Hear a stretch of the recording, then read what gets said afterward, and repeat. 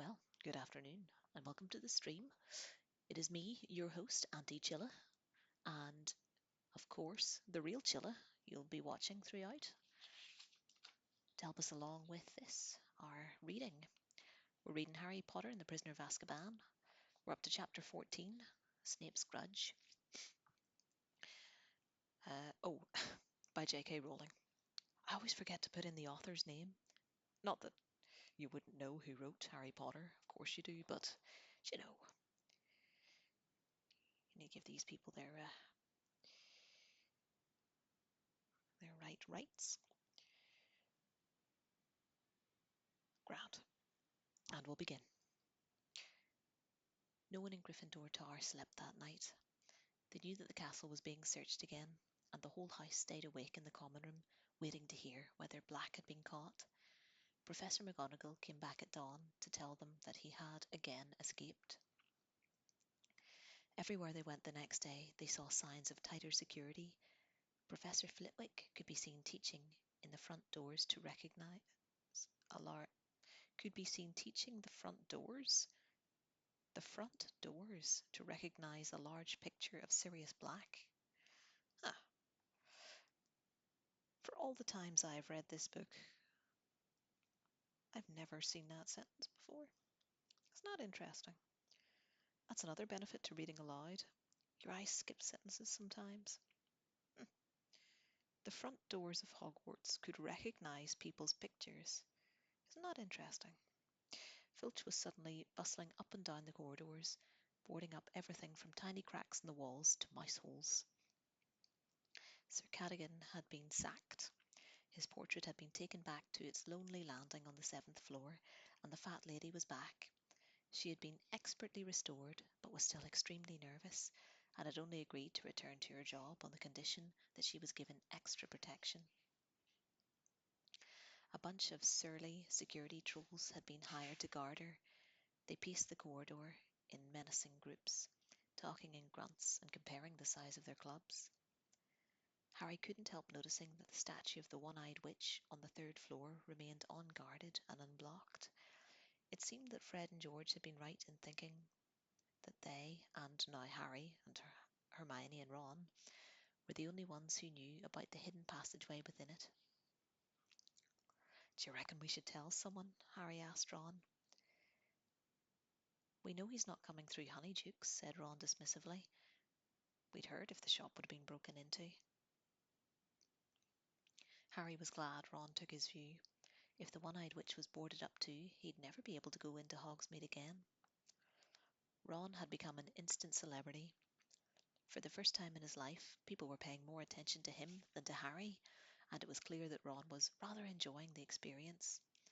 Though still severely shaken by the night's events, he was happy to tell anyone who asked and what had happened in a wealth of detail. "I was asleep, and I heard this noise, and I thought it was in my dream, but then there was this draft, and I woke up, and one side of the hangings of my bed had been pulled down. I rolled over, and I saw him standing over me like a skeleton with loads of filthy hair, holding his great long knife, must have been 12 inches, and he looked at me, and I looked at him, and then I yelled, and he scarpered." "Why, though?" Ron added to Harry, as a group of second-year girls who had been listening to his chilling tale departed. "Why did he scarper?" Harry had been wondering the same thing. Why had Black, having got the wrong bed, not silenced Ron and proceeded to Harry? Black had been proved 12 years ago that he didn't mind murdering innocent people, and this time he was facing 5 unarmed boys, 4 of whom were asleep. He must have known he'd have a job getting back out of the castle once you'd yelled and woken up people, said Harry thoughtfully. He'd have had to kill the whole house to get back through the portrait hole, and then there would have met the teachers. Neville was in total disgrace. Professor McGonagall was so furious with him that she'd banned him from all future Hogsmeade visits. Not just for the year, but for all future. Given him a detention, and forbidden anyone to give him the password to the tower. Poor Neville was forced to wait outside the common room every night for someone to let him in, while the security trolls leered unpleasantly at him. None of these punishments, however, came close to matching the one his grandmother had in store for him. 2 days after Black's break-in, she sent Neville the very worst thing a Hogwarts student could receive over breakfast, a howler. The school owl swooped down into the Great Hall, carrying the post as usual, and Neville choked as a huge barn owl landed in front of him, a scarlet envelope clutched in its beak. Harry and Ron, who were sitting opposite him, recognized the letter as a howler at once. Ron had gotten one from his mother a year ago. Run for it, Neville, Ron advised. Neville didn't need telling twice. He seized the envelope and, holding it before him like a bomb, sprinted out of the hall, while the Slytherin table exploded with laughter at the sight of them. They heard the howler go off in the entrance hall, Neville's grandmother's voice, magically magnified to 100 times its usual volume, shrieking about how he'd brought shame on the whole family. Harry was too busy feeling sorry for Neville to notice immediately that he had a letter too. Hedwig got his attention by nipping him sharply on the wrist. Ouch! Oh, thanks, Hedwig. Harry tore open the letter while Hedwig helped herself to some of Neville's cornflakes. The note inside read, Dear Harry and Ron, how about having tea with me this evening around 6? I'll come and collect you from the castle. Wait for me in the entrance hall. You're not allowed out on your own. Cheers, Hagrid. He probably wants to hear all about Black, said Ron. So at 6 o'clock that evening, Harry and Ron left Gryffindor Tower, past the security trolls at a run, and headed down the entrance hall. Hagrid was already waiting for them. All right, Hagrid, said Ron. Suppose you want to hear about Saturday night, do you? I've already heard about it, said Hagrid, opening the front door and leading them inside. Oh, said Ron, slightly put out. The first thing they saw, on entering Hagrid's cabin, was Buckbeak, who was stretched out on top of Hagrid's patchwork quilt. Its enormous wings folded tight to its body, enjoying a large plate of dead ferrets. Averting his eyes from this unpleasant sight, Harry saw a gigantic, hairy brown suit and a very horrible yellow and orange tie hanging from Hagrid's wardrobe door. What are they for, Hagrid? Said Harry. Buckbeak's case against the committee of the disposal, or for the disposable. Hold on. Buckbeak's case against the committee for the disposal of dangerous creatures, said Hagrid. This Friday. Him and me'll go down to London together. I've booked 2 beds on the night bus. Harry felt a nasty pang of guilt. He'd completely forgotten about Buckbeak's trial, that it was so near, and judging by the uneasy look on Ron's face, he had too. They'd also forgotten their promise about helping him prepare Buckbeak's defence. The arrival of the firebolt had driven it clean out of their minds. Hagrid poured them some tea and offered them a plate of bath buns, but they knew better than to accept. They'd had too much experience of Hagrid's cooking. I got somewhat to discuss with you two, said Hagrid, sitting himself between them, looking uncharacteristically serious. What? Said Harry. Hermione, said Hagrid. What about her? Said Ron. She's in a right state, that's what. She's been coming down to visit me a lot since Christmas. Been feeling lonely. First you weren't talking to her because of the firebolt, and now you're not talking to her because of her cat. 8 scabbers, Ron interjected angrily. Because her cat acted like all cats do, Hagrid continued doggedly. She's cried a fair few times, you know, going through a rough time at the moment, bitten off more than she can chew. If you ask me, all this work she's trying to do. Still found time to help me with Buckbeak's case, mind. She found some really good stuff for me. Reckon he'll stand a good chance now. Hagrid, we've helped as well. Sorry, Harry began awkwardly. I'm not blaming you, said Hagrid, waving Harry's apology aside. God knows you've had enough to be dealing with. I've seen you practicing Quidditch every hour of the day and night, but I've got to tell you, I thought you two'd value your friend more than broomsticks or rats, that's all. Harry and Ron exchanged uncomfortable looks. Really upset she was when Black nearly stabbed you, Ron. She got her heart in the right place, Hermione has, and you two not talking to her. If she'd just get rid of that cat, I'd speak to her again, Ron said angrily. But she's sticking up for it. It's a maniac, and she won't hear a word against it. Ah, well, people can be a bit stupid about their pets, said Hagrid wisely. Behind him, Buckbeak spat a few ferret bones onto Hagrid's pillow. They spent the rest of their visit discussing Gryffindor's improved chances for the Quidditch Cup. At 9 o'clock, Hagrid walked them back up to the castle. A large group of people was bunched around a notice board whenever they walked back into the common room. Hogsmeade next weekend, said Ron, craning over the heads to read the new notice. What do you reckon? He added quietly to Harry as they went to sit down. Well, Filch hasn't done anything about the passage to Honeydukes, Harry said, even more quietly. Harry, said a voice in his right ear. Harry started and looked around at Hermione, who was sitting at the table, right behind them, and clearing a space in the wall of books that was hiding her. Harry, if you go into Hogsmeade again, I'll tell Professor McGonagall about that map, said Hermione. Can you hear someone talking, Harry? Growled Ron, not looking at Hermione. Ron, how can you let him go with you? After what Sirius Black nearly did to you? I mean, I'll tell. So now you're trying to get Harry expelled, said Ron furiously. Haven't you done enough damage this year? Hermione opened her mouth to respond, but with a soft hiss, Crookshanks leapt onto her lap. Hermione took one frightened look at the expression on Ron's face, gathered up Crookshanks, and hurried away towards the girls' dormitories. So how about it? Ron said to Harry, as if there had been no interruption. Come on. Last time we went with you, we didn't see anything. You haven't been inside Zunkle's yet. Harry looked around to check that Hermione was well out of earshot.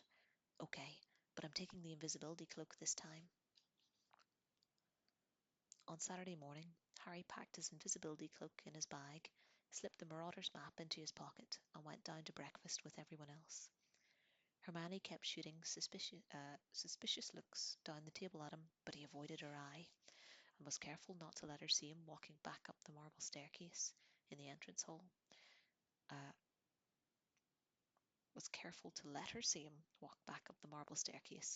As everyone else proceeded to the front doors.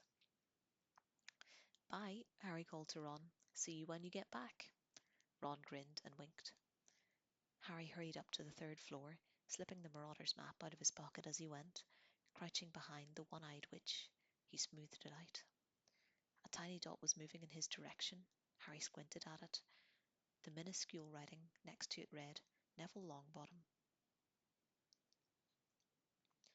Harry quickly pulled out his wand and muttered, Descendium, and shoved his bag back into the statue. But before he could climb in himself, Neville came round the corner. Harry, I forgot you weren't going to Hogsmeade either. Hi, Neville, said Harry, moving swiftly away from the statue and pushing the map back into his pocket. What are you up to? Nothing, shrugged Neville. Want a game of Exploding Snap? Not now. I was just going to go to the library and do that vampire essay for Lupin. I'll come with you, said Neville brightly. I haven't done it either. Hang on. Oh, yeah, I forgot. I finished it last night. Oh, brilliant. You can help me, said Neville, his round face anxious. I don't understand anything about garlic at all. Do they have to eat it, or... Neville broke off with a small gasp, looking over Harry's shoulder. It was Snape. Neville quickly took a step behind Harry. And what are you two doing here? Said Snape, coming to a halt and looking from one to the other. An odd place to meet. To Harry's immense disquiet, Snape's black eyes flicked to the doorways on either side of them, and then to the one-eyed witch. We're not meeting here, said Harry. We just met here. Indeed, said Snape. You have a habit of turning up unexpectedly, Potter. And you're rarely there for no reason. I suggest the pair of you return to Gryffindor Tower, where you belong. Harry and Neville set off without another word. As they turned the corner, Harry looked back. Snape was running, one of his hands over the one-eyed witch's head, examining it closely. Harry managed to shake Neville off at the fat lady by telling him the password, then pretending he'd left his vampire essay in the library and doubling back. Once out of sight of the security trolls, he pulled out the map again and held it close to his nose. The third floor corridor seemed to be deserted. Harry scanned the map carefully and saw, with a leap of relief, that the tiny dot labelled Severus Snape was now back in his office. He sprinted back to the one-eyed witch, opened her hump, heaved himself inside, and slid down to meet his bag at the bottom of the stone chute. He wiped the Marauder's map blank again and then set off at a run. Harry, completely hidden beneath the invisibility cloak, emerged into the sunlight outside Honeyduke's and prodded Ron in the back. "It's me," he muttered. "What kept you?" Ron hissed. "Snape was hanging around." They set off up the high street. "Where are you?" Ron kept muttering out of the corner of his mouth. "Are you still there? This feels weird." They went to the post office.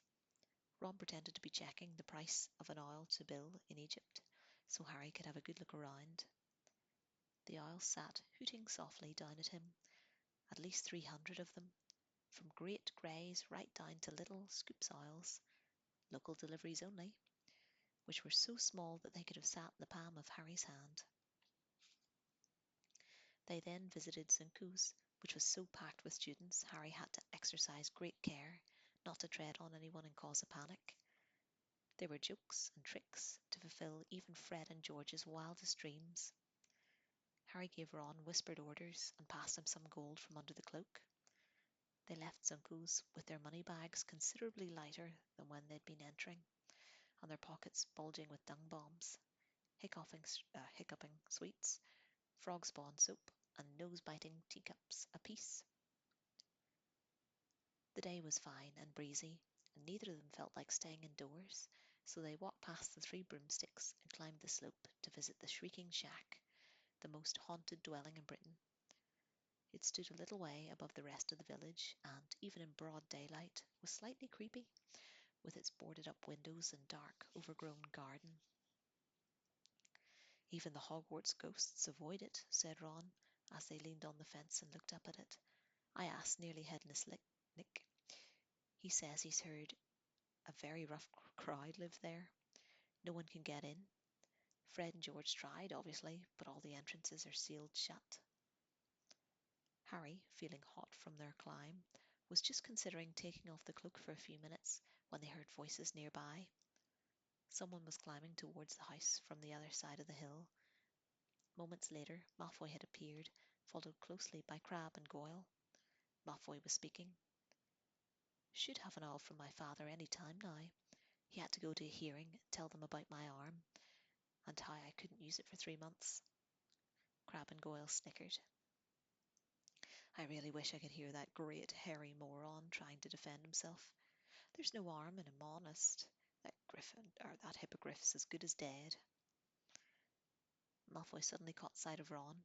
His pale face split into a malevolent grin. "What are you doing, Weasley?" Malfoy looked up at the crumbling house behind Ron. "Suppose you'd love to live there, wouldn't you, Weasley? Dreaming about having your own bedroom. I heard your family all sleep in one room. Is that true?" Harry seized the back of Ron's robes to stop him from leaping on Malfoy. "Leave him to me," he hissed in Ron's ear. The opportunity was too perfect to miss. Harry crept silently around behind Malfoy, Crabbe, and Goyle, bent down and scooped a large handful of mud out of the path. "We were just discussing your friend, Hagrid," Malfoy said to Ron, trying to imagine what he's saying to the committee for the disposal of dangerous creatures. "Do you think he'll cry when they cut off the hippogriff's splat?" Malfoy's head jerked backwards where the mud hit him, his silver blonde hair suddenly dripping in muck. "What the—" Ron had to hold on to the fence to keep himself standing. He was laughing so hard. Malfoy, Crabbe, and Goyle spun stupidly on the spot, staring wildly around. Malfoy tried to wipe his hair clean. "What was that? Who did that?" "Very haunted up here, isn't it?" said Ron, with the air of one commenting on the weather. Crabbe and Goyle were looking scared. Their bulging muscles were no use against ghosts.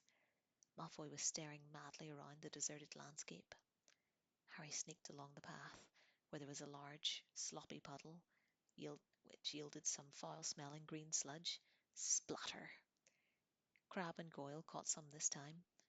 Goyle hopped furiously on the spot, trying to rub it out of his small, dull eyes. "It came from over there," said Malfoy, wiping his face, staring at the spot some 6 feet to the left of Harry. Crabbe and Goyle blundered forwards, his large arms outstretched like a zombie. Harry dodged around him, picked up a stick, and lobbed it at Crabbe's back. Harry doubled up with silent laughter as Crabbe did a kind of pirouette in mid-air, trying to see who had thrown it. As Ron was the only person Crabbe could see, it was Ron he started towards, but Harry stuck out a leg. Crabbe stumbled, and his huge, flat foot caught the hem of Harry's cloak. Harry felt a great tug, and the cloak slid off his face. For a split second, Malfoy stared at him. "Ah!" he yelled, pointed at Harry's head, and then turned tail and ran at breakneck speed back down the hill, Crabbe and Goyle behind him. Harry tugged the cloak up again, but the damage was done. "Harry," said Ron, stumbling forward and staring hopelessly at the point where Harry had disappeared. "You'd better run for it. If Malfoy tells anyone, you'd better get back in the castle quick." "See you later," said Harry, and without another word, he tore back down the path towards Hogsmeade. Would Malfoy believe what he'd seen? Would anyone believe Malfoy? Nobody knew about the invisibility cloak. Nobody except Dumbledore. Harry's stomach turned over. Dumbledore would know exactly what had happened. If Malfoy said something. Back into Honeydukes, back down the cellar steps, across the stone floor, through the trapdoor. Harry pulled off the cloak, tucked it under his arm, and ran flat out along the passage. Malfoy would get back first. How long would it take him to find a teacher? Panting, a sharp pain in the side, Harry didn't slow down until he reached the stone slide. He would have to leave the cloak there. It was too much of a giveaway if Malfoy had tipped off a teacher. He hid it in a shadowy corner, then started to climb, fast as he could, his sweaty hands slipping on the sides of the chute. He reached the inside of the witch's hump, tapped it with his wand, and stuck his head through, then hoisted himself out. The hump closed, and just as Harry had jumped out from behind the statue, he heard footsteps approaching. It was Snape. He approached Harry at a swift walk, his black robes swishing, then stopped in front of him. "So," he said. There was a look of suppressed triumph about him. Harry tried to look innocent, all too aware his sweaty face and muddy hands, which he quickly hid in his pockets. "Come with me, Potter," said Snape. Harry followed him downstairs, trying to wipe his hands clean on the inside of his robes without Snape noticing. They walked down the stairs to the dungeons and then into Snape's office. Harry had only been in here once before. He had been in very serious trouble then too. Snape had acquired a few more horrible, slimy things in jars since last time, all standing on shelves behind his desk, glittering in the firelight, adding to the threatening atmosphere. "Sit," said Snape. Harry sat. Snape, however, remained standing. "Mr. Malfoy has just been to see me with a strange story, Potter," said Snape. Harry didn't say anything. "He tells me he was up by the Shrieking Shack when he ran into Weasley, apparently alone." Still Harry didn't speak. "Mr. Malfoy states that he was standing, talking to Weasley, when a large amount of mud hit him on the back of the head. How do you think that could have happened?" Harry tried to look mildly surprised. "I don't know, Professor." Snape's eyes were boring into Harry's. It was exactly like trying to stare out a hippogriff. Harry tried hard not to blink. "Mr. Malfoy then saw an extraordinary apparition. Can you imagine what that might have been, Potter?" "No," said Harry, now trying to sound innocently curious. "It was your head, Potter, floating in mid-air." There was a long silence. "Maybe he'd better go to Madame Pomfrey," said Harry, "if he's saying things like, 'What would your head have been doing in Hogsmeade, Potter?' said Snape softly. Your head is not allowed in Hogsmeade. No part of your body has permission to be in Hogsmeade. I know that, said Harry, striving to keep his face as guilt-free or fear, uh, free of guilt or fear. It sounds like Malfoy's having Malfoy is not having hallucinations, snarled Snape, and he bent down, his hand on each arm of Harry's chair, so that their faces were a foot apart. If your head was in Hogsmeade, so was the rest of you. I've been up in Gryffindor Tower, said Harry, like I told you. Can anyone confirm that? Harry didn't say anything. Snape's thin mouth curled into a horrible smile. So, he said, straightening up again,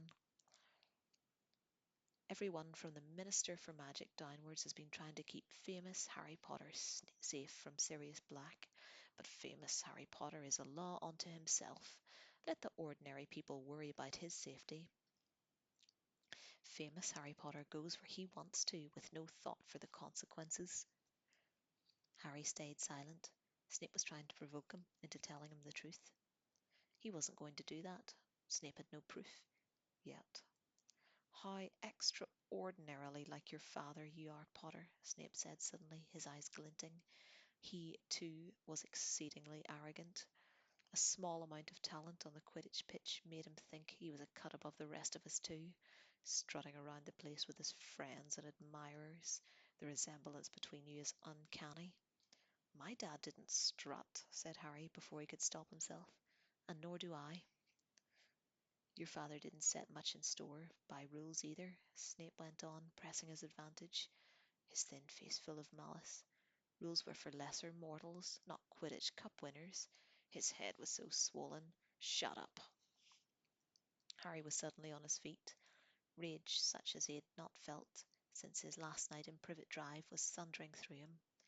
He didn't care that Snape's face had gone rigid. The black eyes flashed dangerously.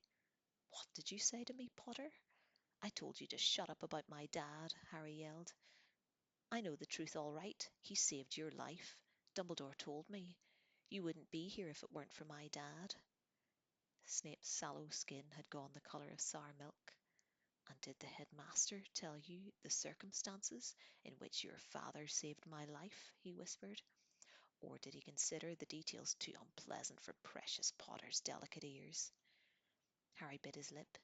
He didn't know what had happened and didn't want to admit it, but Snape seemed to have guessed the truth. I would hate for you to run away with a false idea of your father, Potter, he said, terrible grin twisted in his face. Have you been imagining some act of glorious heroism? Then let me correct you. Your saintly father and his friends played a highly amusing joke on me that would have resulted in my death if your father hadn't gotten cold feet at the last moment. There was nothing brave about what he did. He was saving his own skin as much as mine. Had their joke succeeded, he would have been expelled from Hogwarts. Snape's uneven, yellowish teeth were bared. Turn out your pockets, Potter, he spat suddenly. Harry didn't move. There was a pounding in his ears. Turn out your pockets, or we go straight to the headmaster. Pull them out, Potter. Cold with dread, Harry pulled out his bag of Zunco's tricks and the Marauder's map.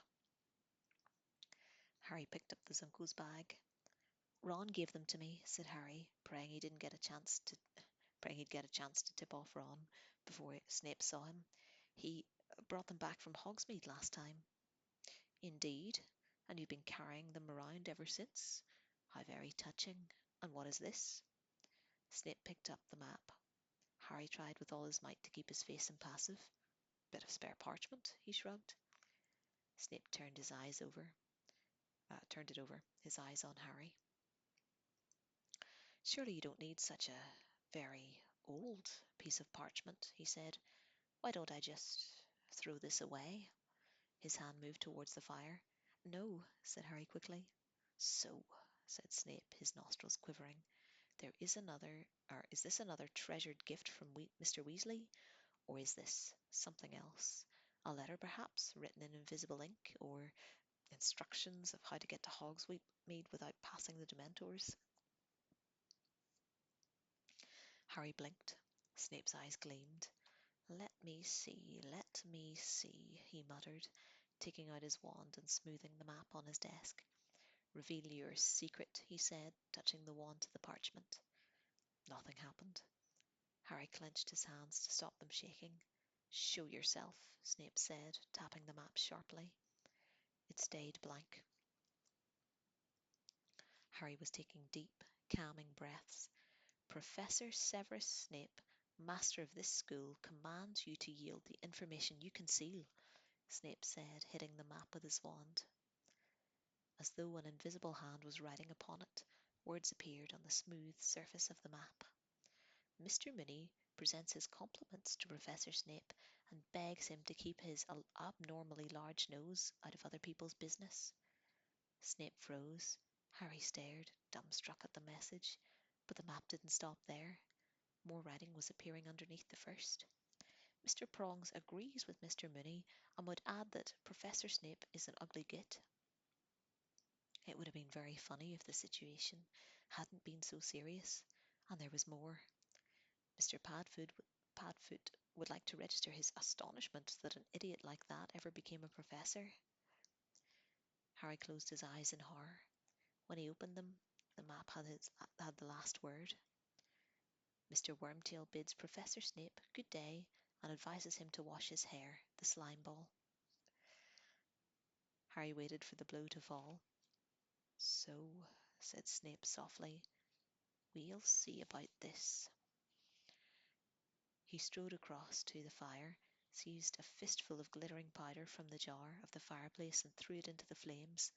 Lupin, Snape called into the fire, I want a word. Utterly bewildered, Harry stared at the fire. A large shape had appeared in it, revolving very fast. Seconds later, Professor Lupin appeared in it, or rather he was clambering out of the fireplace, brushing ash off his shabby robes. You called, Severus? Said Lupin mildly. I certainly did, said Snape, his face contorted with fury, as he strode back to his desk. I have just asked Potter to empty his pockets. He was carrying this. Snape pointed at the parchment on which the words of Messrs. Mooney, Wormtail, Padfoot, and Prongs were still shining. An odd, closed expression appeared on Lupin's face. Well, said Snape.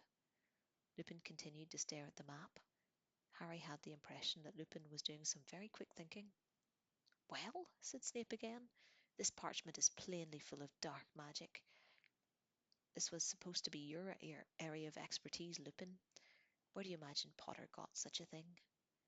Lupin looked up and, by the merest half-glance in Harry's direction, warned him not to interrupt. Full of dark magic? He repeated mildly. Do you really think so, Severus? It looks to me as though it's merely a piece of parchment that insults anyone who tries to read it. Childish, but surely not dangerous. I imagine Harry got it from a joke shop. Indeed, said Snape, his jaw had gone rigid with anger. You think a joke shop could supply him with such a thing? You don't think it more likely he got it directly from the manufacturers?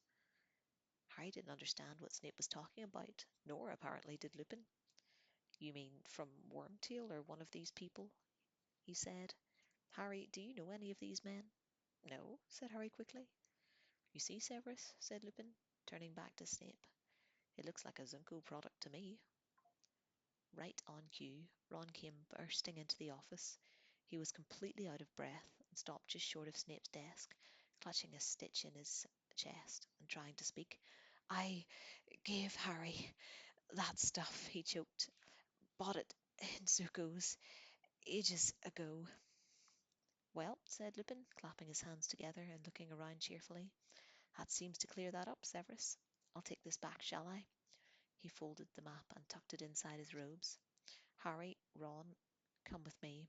I need a word about my vampire essay. Excuse us, Severus. Harry didn't dare look at Snape as they left his office.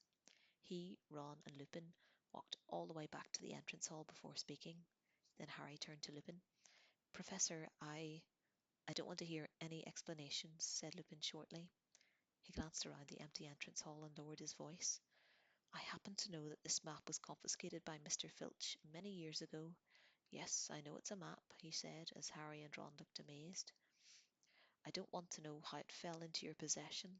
I am, however, astonished that you didn't hand it in, particularly after what happened last time a student left information about the castle lying around. And I can't let you have it back, Harry. Harry had expected that and was too keen for explanations to protest. Why did Snape think I got it from the manufacturers? Because, Lupin hesitated, because these map makers would have wanted to lure you out of the school. They'd think it extremely entertaining. Do you know them? Said Harry, impressed. We've met, he said shortly. He was looking at Harry more seriously than ever before. Don't expect me to cover for you again, Harry. I can't make you take Sirius Black seriously. But I would have thought that what you've heard when the Dementors draw near you would have had more of an effect on you. Your parents gave their lives to keep you alive, Harry. A poor way to repay them, gambling their sacrifice for a bag of magic tricks. He walked away, leaving Harry feeling worse by far than at any point in Snape's office. Slowly, he and Ron mounted the marble staircase. As Harry passed the one-eyed witch, he remembered the invisibility cloak. It was still down there, but he didn't dare go and get it. It's my fault, said Ron abruptly. I persuaded you to go. Lupin's right. It was stupid. We shouldn't have done it. He broke off. They had reached the corridor where the security trolls were pacing, and Hermione was walking towards them. One look on her face convinced Harry that she had heard what had happened. His heart pummeled. Had she told Professor McGonagall? Come to have a good gloat, said Ron savagely, as she stopped in front of them. Or have you just been to tell on us? No, said Hermione. She was holding a letter in her hands, and her lips were trembling. I just thought you ought to know. Hagrid lost his case. Buckbeak's going to be executed. That's the end of chapter 14. Oh, I love that scene that's like,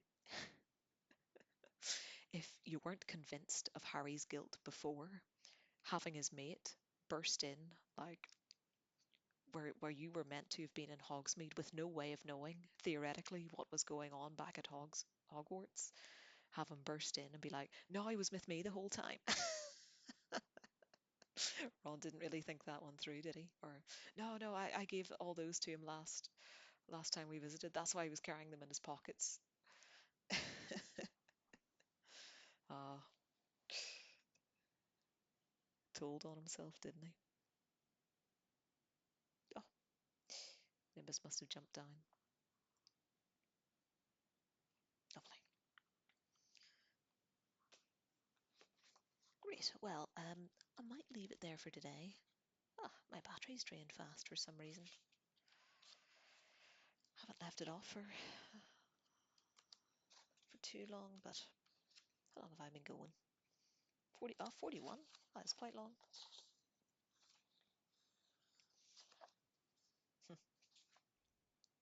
I went to the Harry Potter place, in London, the exhibition. I went when it first opened, um, a lot of years ago. Went with some friends. We had butterbeer. It's all right. It's it it doesn't need the marshmallow on top, and if it were actually beer, it would be good. It doesn't really warm you. It just, I don't know. It's like a root beer. It's very sweet.